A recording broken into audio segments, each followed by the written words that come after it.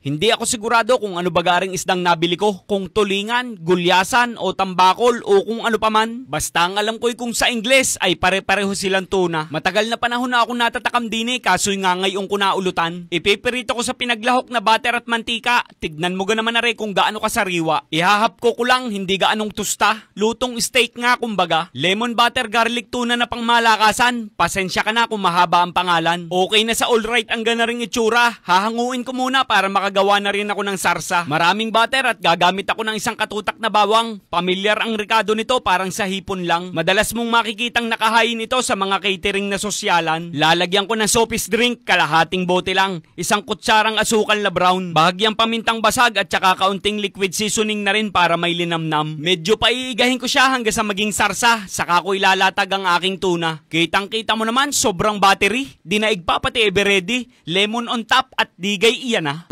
Liguan na lang ng sarsa para kumapit ang lasa at nai-imagine mo naga. Siguradong bisaklat na naman ang pundiyo pag gaganari ang pangulam. Buburburan ko pa ng dahon ng parsley para sa dyang arkam na arkam. Ay sus Mariosep, lami kaayo. Daig na daig mo pa ang nakahalik sa luka kapag gaganito ang ginawa mo sa tuna. Ay inang!